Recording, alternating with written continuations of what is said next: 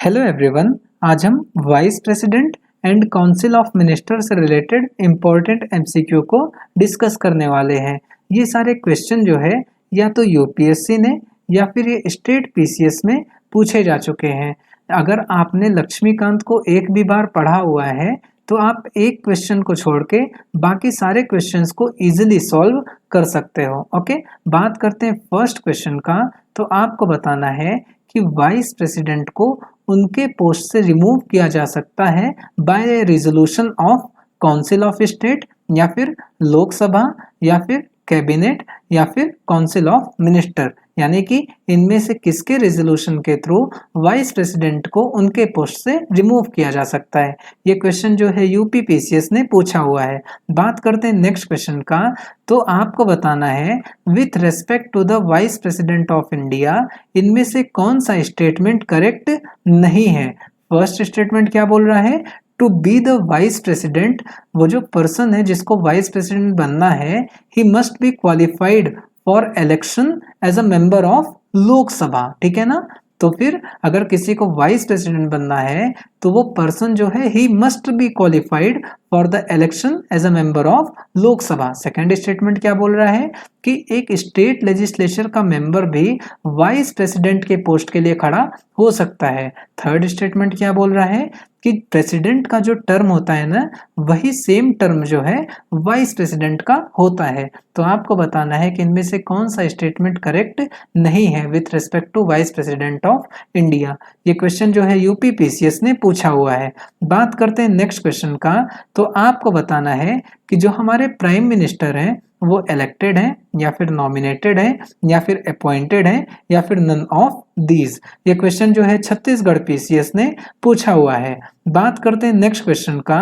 तो आपको बताना है कि अगर मान लीजिए प्राइम मिनिस्टर राज्यसभा से बिलोंग करता है तो इसके रेस्पेक्ट में इनमें से कौन सा स्टेटमेंट करेक्ट है।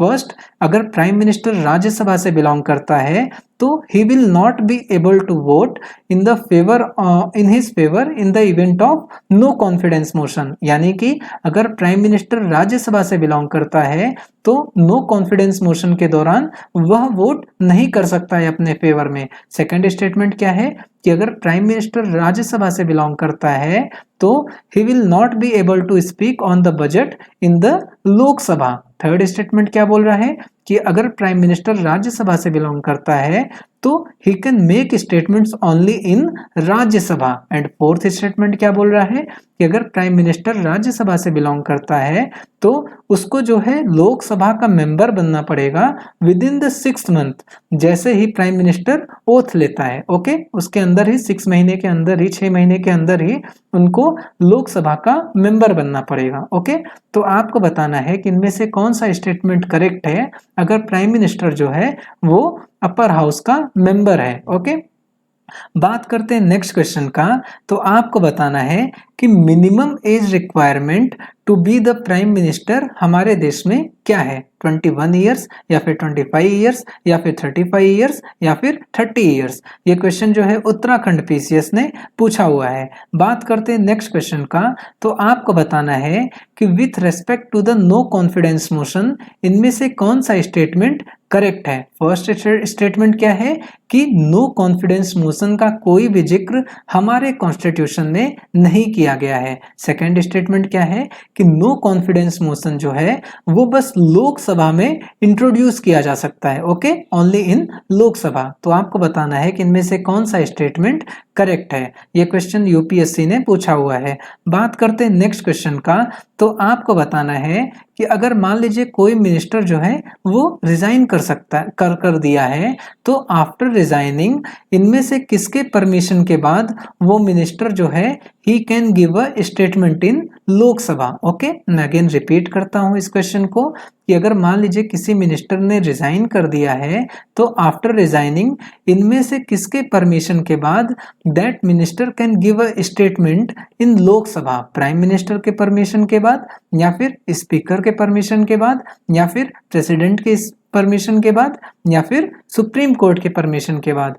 ये क्वेश्चन जो है छत्तीसगढ़ पीसीएस ने पूछा हुआ है। लास्ट क्वेश्चन की बात करते हैं तो आपको बताना है कि यह जो स्लोगन है जय जवान जय किसान, इसको किसने दिया था? जवाहरलाल नेहरू ने, या फिर लाल बहादुर शास्त्री ने, या फिर चौधरी चरण सिंह ने, या फिर नन ऑफ दीज। ये क्वेश्चन जो है एमपीपीसीएस ने पूछा हुआ है। अब हम बात करते हैं आंसर्स का। तो देखिए, जो वाइस प्रेसिडेंट है ना, वाइस प्रेसिडेंट जो होते हैं वो एक्स ऑफिसियो चेयरमैन होते हैं राज्यसभा के। राज्यसभा मतलब कि काउंसिल ऑफ स्टेट्स, यानी कि काउंसिल ऑफ स्टेट्स ही जो है रेजोल्यूशन के थ्रू वाइस प्रेसिडेंट को उनके पोस्ट से हटा सकते हैं। ओके, बात करते हैं इस वाले क्वेश्चन का। तो देखिए, आप अगर वाइस प्रेसिडेंट की बात कर रहे हैं तो मैंने जैसा कि आपको बताया कि वो एक्स ऑफिसियो चेयरमैन होते हैं राज्यसभा के, यानी कि काउंसिल ऑफ स्टेट के।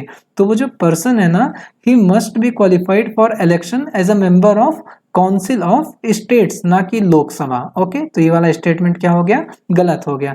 एंड ये दोनों स्टेटमेंट जो है वो बिल्कुल करेक्ट है। तो इसका आंसर क्या होगा आपका? कौन सा नॉट करेक्ट पूछा है ना? One only. ओके, बात करते हैं नेक्स्ट क्वेश्चन का।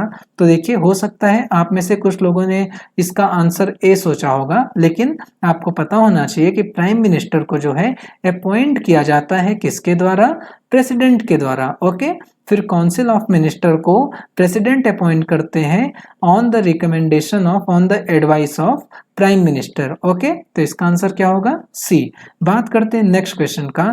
तो देखिए, प्राइम मिनिस्टर जब भी राज्यसभा से बिलोंग करते हैं ना, तो लोकसभा में देखिए नो कॉन्फिडेंस मोशन जो है वो बस लोकसभा में इंट्रोड्यूस किया जा सकता है। एंड क्योंकि प्राइम मिनिस्टर राज्यसभा से अगर बिलोंग कर रहे हैं तो he will not be able to vote in the event of no confidence motion. बाकी सारे स्टेटमेंट जो है वो इनकरेक्ट हैं। ओके, कोई भी मेंबर हो, राज्यसभा का हो चाहे लोकसभा में हो, वो दोनों हाउस में बोल सकता है, तो ये भी गलत है। ओके, अगेन मैंने आपको बताया कि वो दोनों हाउस में बोल सकता है। He can make statement in both the houses. And ऐसा नहीं है कि प्रेसिडेंट, अगर मान लीजिए प्राइम मिनिस्टर जो है वो राज्यसभा से हैं तो उनको लोकसभा में अगेन इलेक्ट होना पड़ेगा, ऐसा कोई भी कंडीशन नहीं है। तो ये स्टेटमेंट भी गलत है। ओके, तो ये वाला स्टेटमेंट जो है करेक्ट है, क्योंकि नो कॉन्फिडेंस मोशन जो है वो बस लोकसभा में इंट्रोड्यूस किया जा सकता है। एंड कोई भी राज्यसभा के मेंबर लोकसभा में जाके वोट नहीं कर सकता है। ओके, तो इसलिए प्राइम मिनिस्टर भी वोट नहीं कर पाएंगे। इसका आंसर क्या होगा? ए। ओके, बात करते हैं इस वाले क्वेश्चन का। तो आपको पता होगा कि जो मिनिमम एज होती है to be the member of Lok Sabha वो होती है 25 ईयर्स। तो again minimum age requirement to become the prime minister of India वो कितना है? 25 ईयर्स। ओके, बात करते हैं नेक्स्ट क्वेश्चन का। तो देखिए, नो कॉन्फिडेंस मोशन का कोई भी जिक्र हमारे कॉन्स्टिट्यूशन में नहीं किया गया है, तो ये भी स्टेटमेंट करेक्ट है। एंड सेकंड, जैसा कि मैंने आपको बताया कि नो कॉन्फिडेंस मोशन को बस लोकसभा में इंट्रोड्यूस किया जा सकता है, तो इसका आंसर क्या होगा? Both 1 and 2। देखिए, लोकसभा का हेड कौन होता है? लोकसभा का हेड कौन होता है? प्रिसाइडिंग ऑफिसर कौन होता है? तो वो होते हैं आपके स्पीकर। यानी कि अगर कोई मिनिस्टर रिजाइन कर दिया है तो after the permission of speaker he can make statement in Lok Sabha. Okay, तो इसका आंसर क्या होगा? बी। बात करते हैं इस वाले क्वेश्चन का। तो जय जवान जय किसान का जो स्लोगन है उसको आपका लाल बहादुर शास्त्री ने दिया था। ओके, तो बस दोस्तों इस वीडियो में इतना ही। अगर वीडियो अच्छी लगे तो वीडियो को लाइक करिए, चैनल को सब्सक्राइब करिए। Thank you so much.